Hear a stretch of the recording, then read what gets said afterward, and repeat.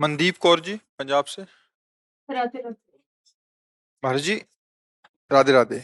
महाराज जी, क्या अपने कर्मों का फल बच्चों का माता पिता पे या माता पिता का बच्चों पे, ऐसा होता है महाराज जी? क्योंकि हम संबंध स्वीकार किए हुए हैं। जैसे आपका बच्चा कहीं जाकर के अधर्म आचरण किया, पुलिस जब आएगी, यही प्रमाण लौकिक प्रमाण से देख लीजिए, तो आपको कड़वे वचन और शासन मिलेगी, क्योंकि वो आपका बेटा है। आप कहोगे मैंने तो कुछ नहीं किया। नहीं, तुम उसकी माँ हो, पता है तुम्हें कहाँ होगा वो, तुम्हें बताना पड़ेगा, तुम्हें दंड मिलेगा, क्योंकि वो तुम्हारा बेटा है। अच्छा, अब तुम्हारा बेटा भगवान का भजन करके भगवत भक्ति में तन्मय है। अच्छा, ये महाराज जी की माता है, अरे बड़ी कृपा, आपको प्रणाम मिल रहा है ना, किस लिए? आपका बेटा भगवान का भक्त हुआ। ध्रुव जी का जब परम पद पर आरूढ़ होकर विमान जा रहा था, तो उन्होंने भगवान के पार्षदों से कहा मेरी माँ। तो बोले वो जो अगला विमान बड़ा तेजस्वी जा रहा है ना, उसमें माँ जा रही है। पुत्र के कर्मों का माता पिता परिवार पर प्रभाव, और माता पिता के कर्मों का पुत्र पे प्रभाव। कर्मों का तो इतना बड़ा सूक्ष्म स्वरूप है कि समझना, जैसे जुआ हो रहा है और आप केवल ऐसे ही जा रहे थे, देखा जुआ हो रहा है क्या, आप खड़े हो गए, और जब पुलिस आएगी ना, तो पहला डंडा तुम्हारे पड़ेगा। आप कहोगे मैं खेल नहीं रहा था, तो बोले यहाँ खड़े क्या कर रहे थे? बोले केवल देख रहा, देखने के संबंध में दंड हो गया, फिर वो तो तुम्हारे शरीर से प्रकट हुआ है, फिर यह शरीर का संबंधी है, फिर आपको भोगना पड़ेगा। इसीलिए भगवान से प्रार्थना करते हैं कि हमें ऐसा पुत्र मिले, ऐसा पति मिले, हमारा ऐसा परिवार मिले जो भगवान के चरणों में भक्ति रखता हो, हमें ऐसी जगह जन्म मिले जिससे हम, आप भक्त हो लेकिन आपका परिवार अभक्त है, अब वहां वो कोई भी अधर्म आचरण करेगा तो आपको उसका क्लेश भोगना पड़ेगा, नहीं भोगना पड़े। भाई इसका पिता बंद करो इसको, अभी वो पता खुद खुद आ जाएगा, जब्त करो इसकी संपत्ति, जब्त करो। जब कोई बहुत अपराधी नहीं मिलता ना, तो उसका परिवार, उसका घर, उसके रिश्ते नाते दूर का मामा लगता है, उसके यहां भी डंडा चलेगा जाके। तुम्हारे यहां आया था? नहीं आया था, चार लोगों से पूछेंगे, हड़काएंगे, पूरी जगह देखेंगे, क्यों? बोले दूर का मामा लगता था। थोड़ा भी संबंध धर्मा, ऐसे ही भगवान की भक्ति करने वाले की 21 पीढ़ियां तर जाती, शास्त्र में लिखा 21 पीढ़ियां। क्यों? थोड़ा भी संबंध, क्यों हमारे है, इसी संबंध से उसको लाभ मिल जाता है। तो ऐसा तो कर्म का सहयोग देखा गया, प्रगट में भी देखा गया है और बाहर भी देखा गया है। राधे श्याम पांडे जी। राधा वल्लभ से। महाराज जी, आपके चरणों में कोटि कोटि प्रणाम। महाराज जी, मुझे श्री राधा रानी से भी ज्यादा आप में श्रद्धा हो गई है, कृपया करके मेरा मार्गदर्शन करें, क्या ये मेरी कमजोरी है गुरुदेव? ये कृपा है। रुदास जी ने लिखा है, जिनके जाने जानिए युगल चंद सुकुमार, तिनको तिलहुन ते अधिक। क्या कह रहे? तिनको तिलहुन ते अधिक, कि मैं तो प्रिया प्रीतम को जानता भी नहीं, मैं तो धर्म में चल भी नहीं सकता था, जिनकी कृपा से उनको जाना, जिनकी कृपा से राधा नाम मिला, वो हमें किशोरी जी से भी बढ़कर है। ऐसी सब भक्तों के हृदय में निष्ठा होती प्राय। जैसे अपने गुरुदेव भगवान है, देखो यहाँ श्री जी की छवि नहीं है, यह हमारे गुरुदेव भगवान की है। समझ रहे ना आपके प्रश्न का उत्तर? ये हमारे गुरुदेव भगवान है। श्री जी दूसरे नंबर पे, पहले नंबर पे गुरुदेव भगवान है। गुरु वाणी हमारा जीवन, गुरु कृपा। श्री जी तो पहले भी थी ना, क्योंकि वो अनंत है, अनादिकाल से थी। अगर गुरु जी न मिलते तो मैं श्री जी को कभी न जान पाता, वो तो पहले भी थी ना। अनेकों जन्म व्यतीत हो गए तो पहले भी थी, भगवान तो पहले भी थे ना। गुरु रूप में आकर उन्होंने जो कृपा की, इसलिए सबसे पहला हमारा दंडवत और सबसे पहले हमारा सुमिरन गुरुदेव का होता है। उनकी कृपा से ही सतमार्ग है। हम श्री जी को पहले नहीं, गुरुदेव को पहले, उनकी कृपा से। अगर श्री जी का थोड़ा भी प्यार मिलता है तो हम ये देखते हैं कि इनकी कृपा से मिलता, मेरे में ऐसा कोई सद्गुण नहीं, मैं इस लायक नहीं, ये तो मेरे गुरुदेव की कृपा है, इसलिए मुझे प्यार मिल रहा है। आराध्य देव का प्यार गुरुदेव के परिचय से मिल रहा, मेरा तो कोई परिचय ही नहीं ला। तो अगर ये वास्तविक ऐसा भाव है तो ये बंदनीय भाव है, इसमें संशय नहीं करना चाहिए। गुरुदेव ये शरणागति में बाधक तो नहीं? सच्ची शरणागति तो इसी से होती है। और सिद्धांत में गुरु गोविंद न भेद कराए, गुरु और गोविंद में भेद नहीं है। वही गुरु गोविंद है, वही गोविंद ही गुरु रूप में आया हुआ है। दूसरा गुरु गोविंद दो उखड़े काके लागो पाए, तो गोविंद ने बता दिया बलिहारी गुरु आपने, बलिहारी जौन गुरुदेव की, जिन्होंने मेरा परिचय बता दिया, गोविंद दियो बताए। हरि रूठे गुरु शरण है, गुरु रूठे हरि नाही। अगर हरि रूठ जाए, नाराज हो जाए, तो एक जगह है जहां वो प्रसन्न हो जाएंगे, गुरुदेव के चरण पकड़ लो, हरि कुछ नहीं कहेंगे। और अगर गुरुदेव रूठ गए तो हरि फिर कुछ नहीं। हरि रूठे गुरु शरण है और गुरु रूठे हरि नाहि। ये अंदर से भावना दृढ़ कि गुरु और इष्ट दो नहीं है, ना होते हुए भी पहले गुरु और फिर इष्ट। भक्ति भक्त भगवंत गुरु चतुर नाम बपु, बस सिद्धांत को समझोगे, दूसरी बात है ही नहीं। सबके हृदय मंदिर में वही प्रभु विराजमान है, पर हम नहीं जान पाए जब तक हमारे गुरु रूप में वो नहीं आए। और वो जन आए तो जान गए, फिर वही वो है। दूसरा वही इष्ट है, गुरु रूप में आकर के अपना परिचय देते हैं, और जब परिचय प्राप्त होता है तो वही इष्ट स्वरूप में दर्शन दे देते हैं। जानत तुम्हें तुम्हें हो जाई, कब सोई जाने जिह देव। तो अपने को जनाने के लिए वो गुरु रूप में आए। गोस्वामी जी कह रहे बंदो गुरुपद कंज, कृपा सिंधु नर रूप हरि। कौन आया? हरि तो है, आराध्य देव ही तो है। ऐसी भावना करते हैं। अंकित जी ऋषिकेश से, स्वामी जी मुझसे काम क्रोध आदि विकारों के वशीभूत होकर कई जघन्य अपराध हुए हैं। भगवान कहते हैं कि पाप बंद कर सहज स्वभाव, भजन मोर तहि भाव न कहूं। फिर भी हठ पूर्वक नियमित नाम जपने की चेष्टा करता हूँ। सब प्रकार से अयोग्य होने पर भी रघुनाथ जी की अकारण करुणा का अनुभव होता है। रघुनाथ जी से माधुर्य भाव से प्रेम करना चाहता हूँ। वृंदावन में भी ठाकुर जी से यही मांगता हूँ कि रघुनाथ के चरणों में खूब प्रीति हो। महाराज श्री, आप राधा रानी के निज जन हैं, आप कृपा करके बताइए कि मैं क्या करूं कि मुझे रघुनाथ जी से प्रेम हो। देखो, एक बात तो भगवान रघुनाथ जी के ही श्रीमुख से निकली है कि वही मेरा सेवक है, वही मेरा दास है, जो मेरे अनुशासन को माने। अनुशासन मेरे वचन को माने, मेरी आज्ञा को माने। भगवान की जो आज्ञा है वो इन विकारों के वशीभूत होकर के आचरण ना करने की है। विकार सबके हृदय में आते हैं, विकार का स्फुरण होता है और उसको सहा जाता है। यम ही न व्यथ्यन्ते ते पुरुषम पुरुषर्षभ, सम दुखा सुखाधीरम सो अमृतत्वाय कल्पते। जो इन विकारों की व्यथा से व्यथित होकर के गंदे आचरणों में उतर जाता है, गिर गया फिर। और जो इन विकारों की व्यथा से व्यथित ना होकर के समान भाव रखता है, वही परम पद का अधिकारी, अर्थात वही भगवान को रिझा लेता है। भगवान के श्रीमुख के वचन हैं, मात्रा स्पर्शास्तु कौन्ते शीतोष्ण सुख दुखदा, आगमा पाइनो अनित्यास तास्ति तिक्षस्व भारत। धर्म पूर्वक विषय को ग्रहण करना भगवत प्राप्ति में सहयोग है। अधर्म पूर्वक विषयों को स्वीकार करना कभी भी भगवदानंद की अनुभूति हो ही नहीं सकती। ये बात पक्की समझ। नाटक पाखंड किया जा सकता है, लेकिन सत्य वस्तु का बोध नहीं हो सकता, परमानंद की प्राप्ति नहीं हो सकती। हम कहलाएंगे भगवान के सेवक, लेकिन वाणी से, अंदर से गुलाम हम विषयों के ही होंगे। दास्ता हमारी प्रकृति के आकर्षण की ही होगी। इसलिए सुधार करना होगा। और भगवान के नाम में इतनी सामर्थ्य है कि कुछ भी असंभव नहीं है। भगवान उसी के हृदय में प्रकट होते हैं। काम क्रोध मद मान न मोहा, लोभ न क्षोभ राग नहीं द्रोहा, जिनके कपट दंभ नहीं माया, तिनके हृदय बसहु रघुराया। जननी सम जानहि पर नारी, धन पराय बिस्ते बिस भारी, जिनहि राम तुम प्राण प्यारे, तिनके मन शुभ सदन तुम्हारे। तुम्हें छाड़ी गति दूसर नहीं, बसहु राम तिनके मन माही। भगवान वाल्मीकि जी उपदेश कर रहे हैं भगवान श्री राम को। तो हमें चाहिए सट विकार जित अनघ अकामा, भगवान की पसंद है।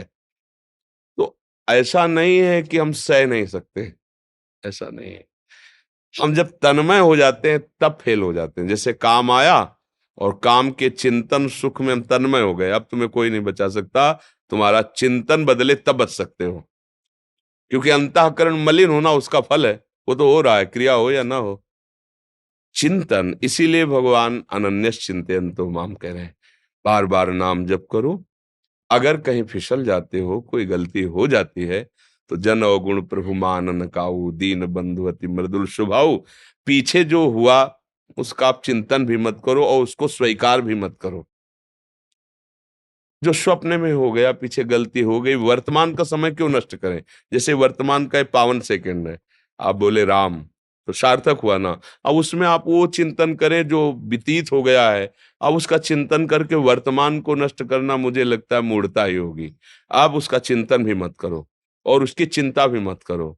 अहम तो हम सर्वपापेभ्यो मोक्षयिष्यामि मा शुचा, श्री भगवान कह रहे ना, इसलिए चिंता मत करो, खूब नाम जप करो। हमारे सबसे गलतियां होती हैं और प्रभु का स्वभाव करुणामय है, वो क्षमा कर देते हैं, पर हम जानबूझकर बार बार गलती ना करें। चेष्टा हमारी ना करने की है, आगे भगवान की सामर्थ्य से जीव माया पर विजय प्राप्त करता है। समझ पा रहे ना जी। अर्जुन जी इंदौर से। राधे महाराज जी आपके चरणों में दंडवत। गुरुदेव, लगभग 4-5 महीने से नाम जप चल रहा है। नाम में रुचि भी बढ़ी और आनंद की अनुभूति भी होती है, पर कभी कभी खूब मन लगाने पर भी मन नहीं लगता। नाम लेने पर भी परेशानी आती है, तो मन में अशांति आ जाती है। महापुरुषों ने भी कहा है, कबहू तो थोड़ो भजन, कबहू होत विशाल, मन को धीरज छुटे नहीं, गाहे न दूजी चाल। अभी मन की दशा से थोड़ी ऊपर उठ गए हो, 4-6 महीने भजन करते हुए। अखंड भजन तो तब चलता है जब मन की दशा बदल जाए, मन भगवदाकार हो जाए। तो बहुत जन्मों का बिगड़ैल मन, आप कह रहे हैं कुछ दिनों से लगने लगा, तो आपने मानो बहुत बड़ी यात्रा तय कर ली। मन ही नहीं लगता, आपका लगने लगा, मतलब आपने उस पर अधिकार कर लिया है। अब धीरे धीरे आगे बढ़ जाएगा, धीरे धीरे अचंचल होने लगेगा, धीरे धीरे संकल्प विकल्प कम होने लगेंगे। हमें हारना नहीं है। गहन दूजी चाल, अब मन नहीं लग रहा तो चलो गंदी बातें सोचे, गंदी बातें करें, गंदी बातें देखें, गंदी बातें सुने, गंदे लोगों के बीच में बैठे, फिर बिगड़ जाएगा, फिर नहीं बनेगा। गहन दूजी चाल, लगे या न लगे। हम कई बार सत्संग में बताया है कि नाम में स्वयं की एक अपार सामर्थ्य है। जैसे अग्नि की सामर्थ्य दाहिका शक्ति है, आप जान के छुओ, अनजान में छुओ, जबरदस्ती कोई छुआ दे या भूल से छू, सबका परिणाम एक ही होगा, वो जला देगी। उसमें दाहिका शक्ति है। ऐसे मन लगे तो राम कृष्ण हरि, मन न लगे तो राम कृष्ण हरि, फल बराबर मिलेगा। उसमें कोई भाव कुभाव न खालसहु, नाम जपत मंगल दिस दसहु। इसलिए निरंतर नाम के प्रति तुम सुदृढ़ भाव रखो, भले न कर पाओ लेकिन भाव ये रखो कि मैं निरंतर जपूंगा, मन लगे या ना लगे, अशांति हो या शांति हो, दुर्गति हो या सदगति हो। अब एक बार तो मैं छक के नाम जप करके देखूंगा, संत जन कहते हैं, शास्त्र कहते हैं, क्या होता है एक बार देखूं। न जाने कितने जीवन हमने विषय भोगों में दिए, अब एक जन्म में भगवान के नाम, अभी अभी तूफान मच जाएगा। पर हम लोगों का क्या है कि निश्चय बहुत फिसड्डी स्वभाव है। अभी कह रहे ब्रह्मचर्य से चलेंगे, अभी कह रहे संयम से चल रहे हैं, और जहां सामने भोग आए तो सब भूल जाते हैं, उन्हीं में फिसल जाते हैं, हाथ कुछ नहीं लग पाता। इसलिए दृढ़ बनो और दृढ़ता से भगवान का नाम जप करो। एक दिन ऐसा आएगा कि नाम छोड़ना चाहोगे तो भी नहीं छोड़ पाओगे। स्वामी अखंडानंद जी महाराज वृंदावन में थे एक समय, अंतर ध्यान हो गए, तो एक शिष्य आया और बोला, महाराज आपसे एक बात करनी है। तो कहा बताइए। बोले, आपने जो नाम दिया था, राम राम राम, 18 साल हो गए जब तक हमें कोई लाभ नहीं हुआ। संत बड़े विज्ञानानंद घन होते हैं। उनका तो आप हमें क्या मानते हैं? बोले गुरु। बोले हमारी कसम है, कल तुम इसी समय आना, मैं तुम्हें दूसरा मंत्र दूंगा जो बहुत चमत्कारिक है, पर अभी से लेके कल तक एक बार भी नाम मत जपना, ये तुम्हें हमारी कसम है। चलो निकलो। और वो जी ही बार तो पूर्वाभ्यास, अब गुरु की कसम, वो सीढ़ी नहीं उतर पाए, लौट के आके रो के चरणों में गिरे, महाराज जी कसम तोड़ दीजिए, मैं जी नहीं पाऊंगा, नाम को रोक नहीं पाऊंगा। बोले ये मिला है। 18 साल से जो कह रहे कि मुझे क्या मिला, तो ये मिला है कि तुम भगवान के नाम के बिना जी नहीं सकते। अब तुम्हारी सदगति में कोई संशय थोड़ी, निश्चित निश्चित। तुम्हारे समस्त अशुभ नष्ट होकर तुम्हें भगवदानंद की प्राप्ति होगी। अब जैसे आज से आपको, अभी आप 3-4 महीना की बात करते हैं, आपको हम ही कह दें कि आज के बाद तुम नाम नहीं जप करना, तो यहां से गेट नहीं पार पकड़ पाओगे, 10वीं बार नाम आएगा और होगा कि मैं कैसे छोड़ दूं, ये तो छूटी। यद्यपि निरंतर नहीं चल रहा, अभी कोई परमानंद की अनुभूत, लेकिन आप रो पड़ेंगे यदि वास्तविक 2-4 महीने ही जप किए। देखो आपको बताते हैं नाम की प्रीति किसे कहते हैं। प्रारंभ में जैसे 10 मिनट आप नाम जप करते हैं, केवल 10 मिनट 24 घंटे में। अब 10 मिनट बैठे आप माला लेके, इतने में आपके परिवार का कोई प्रिय से प्रिय मित्र भी आके आपसे बात करने लगे तो आपका मन ही बुरा मानने लगेगा। यार 24 घंटे में 10 मिनट तो जपता हूं, फिर भी आके आदमी हमसे मतलब रुचि आई 10 मिनट की, पकड़ो। अगर 10 मिनट की उसको रुचि आ गई तो 24 घंटे पहुंचाने में देर नहीं लगेगी, क्योंकि शुरू हो गया ना चलना। पहले तो लगता ही नहीं है, शुरू हो गया। इसलिए घबराओ मत, भगवान बहुत कृपालु हैं और उनसे ज्यादा कृपालु उनका नाम है। हमको जबरदस्ती रटना है, राधा राधा राधा राधा राधा राधा राधा राधा, परमानंद है। सच्ची कहते हैं यहां और वहां सुखी रहोगे, ई परलोक सकल सुख पावत, मेरी सो भैया कृष्ण गुण संचु। हरिवंश महाप्रभु कहते हैं, तुम्हें मैं शपथ खा के कहता हूं, अगर तुम कृष्ण कृष्ण और उनके गुणों का गान करोगे तो तुम यहां भी सुखी रहोगे और वहां भी सुखी रहोगे। जैसे संतों को लोग कहते हैं ना, ये बाबा जी लोग हराम का आता है इसलिए खूब खाते मौज लेते हैं। अभी तुम जान नहीं पा रहे हो, अगर आप आकर के देखो तो आपको पता चलेगा कि ये संत मार्ग कितना कठिन मार्ग है, क्योंकि इसमें बाहर से चोट तो दिखाई नहीं दे रही ना, अंदर प्रतिपल चोट है जिसे तुम जान ही नहीं सकते।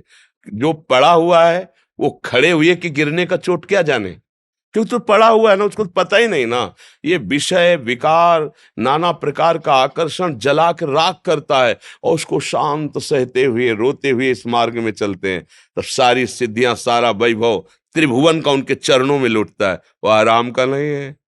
बोला भगवान के भक्तों को ऐसे शब्द जैसे अब सुनते हैं ना, कभी कभी कोई ऐसा बाबा जी लोग है आराम, ऐसे नहीं है।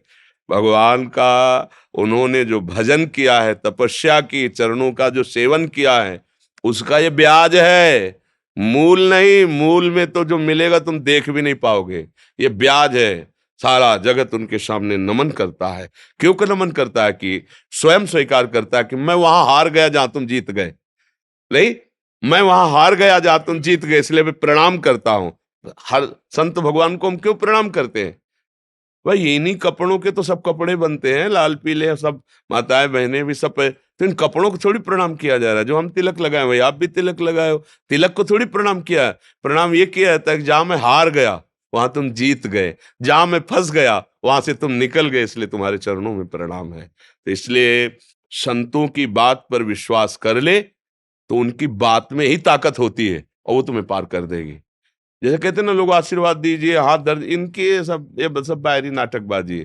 कह रहे हैं चलो, बस आप समझ लो जो कह रहे हैं चलो उसी में उनका आशीर्वाद लगा हो। आप चल के तो देखो आपको कहाँ पहुंचा देंगे। हम लोग थोड़ा मंद बुद्धि के इसलिए जान नहीं पाए। ये संत जन कहते हैं ना, आप ये जपो, दोबारा प्रश्न मत करो, जपना शुरू कर दो, देखो आपको सामर्थ्य मिल जाएगी। और जब संत जन देखते हैं ना कि उनकी आज्ञा का पालन होता है, हृदय शीतल होता है, वो आशीर्वाद अपने आप जाता है। ये आशीर्वाद मांगने वाला नहीं है, मांगने से मिलता भी नहीं है। उनकी आज्ञा का पालन, ये जैसे नहीं कि वो तो स्वभाव होता है वात्सल्य में संत जन से। आशीर्वाद यहाँ का विषय होता है। कैसे मिलता है आशीर्वाद? जैसे आप हमारी आज्ञा का पालन करें, ठीक से चल रहे हैं, बड़ा कष्ट सह के चल रहे हैं, अब हम अपने भजन में, और एक अचानक तुम्हारा चिंतन आ गया और वो बात आ गई कि इतना कष्ट पाते हुए भी वो भजन कर रहा है। अब जो वो करुणा जो उदय हुई, वो जाके वहां संभाल दी, तुम्हें भी पता नहीं चला और वो ऐसी ऊंचाई पर चढ़ा दिया। इसीलिए कहा गया, तात स्वर्ग अपवर्ग सुख धरी तुलाए कंग, तूलनताए सकल मिल जो सुख लव सत्संग। संतों का आशीर्वाद, ऐसे फल फूल मूल जो बाहर मिलता है ना, वो सब प्राकृतिक बात है। संतों का हृदय माता जैसा होता है। जैसे माँ है ना, अपने बच्चे को डांटती है, फटकारती है, लेकिन अच्छे के लिए। संत जनों के हृदय में ये नहीं होता मेरा तेरा नहीं होता, ये बात समझ लेना। संतों के हृदय में कोई सगा या पराया नहीं होता, उनको सब सगे ही लगते हैं, कोई ऐसा नहीं लगता कि पराया है। आप अपने हृदय को पवित्र करके जाइए तो आपको लगेगा कि सबसे ज्यादा प्यार हमको करते हैं। क्यों? क्योंकि उनके हृदय में सबसे ज्यादा प्यार वास्तविक है आपके प्रति, क्योंकि आपके हृदय में बैठे अपने प्रभु को देखकर जब बर्ताव करते ना, तो सबसे ज्यादा प्यार मिलता है। इसलिए बात मान लो, बस संतों की बात ही आशीर्वाद है। ये जो सब और है ना, सब प्राकृतिक है, ये सब मायाकृत है, जादू टोना ये वो, ये सब तुम्हें दुखी ही करेगा, सुख नहीं प्रदान कर सकता, पक्का समझ लीजिए। सुख प्रदान करेगा तो गोस्वामी तुलसीदास जी कहते हैं, मैं भगवान शंकर को साक्षी करके कहता हूं, मेरी जबान गल जाए अगर झूठ तनिक भी हो, हमें जो कुछ प्राप्त हुआ है 2 अक्षर से प्राप्त हुआ है, राम। गोस्वामी जी कहते हैं जितने भी संत हुए हैं, बड़े बड़े भागवतिक वैभव, सब भगवान के नाम से। तो आप क्यों नहीं जप सकते? आप में क्या कमी है? आप भी तो भगवान के वही अंश हैं जो वो संत अंश हैं, वही अंश हैं आप निरंतर जपे तो उसी स्थिति को आप प्राप्त हो जाएंगे। और आप सच्ची मानो, अभी आपको एक सुई आपकी जानकारी में चुभना चाहे तो आप भयभीत हो जाएंगे। और अचानक घटना में कुछ लग जाता है तो देखो सह नहीं जाते, हाथ टूट जाता है, हाथ कट जाता है, आप सह जाते हैं। सोचो इतना कष्ट सह जाते हो, और ये काम क्रोध आदि आपको जरा सा लुभायमान करते हैं, उसको आप क्यों नहीं सह जाते हो? क्योंकि आपने सहने की बात ही नहीं सोची है, आपने भोगने की बात सोची, इसलिए फिसल जाते हो। नहीं, आप में इतनी सामर्थ्य कि आपको कोई परास्त नहीं कर सकता, सच्ची बात मानना। अच्छा, जैसे आपको जेल मिल गई, अब आपको वहां अनुकूलता तो मिलती नहीं, लेकिन जीते हो ना, तो बोले मन मार के जीना पड़ता है ना। हाँ, ऐसे तुम यहां अगर मन मार के जीना सीख जाओ तो तुम महात्मा हो जाओगे, नहीं हो जाओगे? अच्छा, जैसे किसी को जेल मिलती है, एक छोटी सी सेल होती है, छोटी सैया, साधारण कपड़े, साधारण भोजन, और अगर वो आप जीवन यहाँ जी के राम राम कृष्ण कृष्ण हरि हरि राधा राधा, तो आप गृहस्थी में रहते हुए बहुत बड़े महात्मा हो जाओगे, अगर वहां की बात समझ लो। लेकिन जीव की समझ ठीक नहीं, जब वहां जाता है तो उसके होश खराब हो जाते हैं। अब प्रभु से संबंध नहीं, विषयों से संबंध, विषय छिन गए, स्वतंत्रता छिन गई, अब यही जेल है। अब जीवन इधर भोगता है, परिणाम में नरक फिर उधर भोगता है। इसलिए यहीं सुधर जाओ। यहां तुम्हें कोई गाली दे, सह जाओ, अपमान करे, सह जाओ। वहां वहां डंडा चलेगा तो भी कोई सहयोगी नहीं तुम्हारा। समझो, यही मान लो, माया, मैं माया की जेल में हूं, अब मुझे इसे मुक्त होना है, अभी महात्मा बन जाओ। महात्मा का मतलब होता है अच्छे विचार, अच्छे आचरण, अच्छा भाव, अभी आ जाएगा।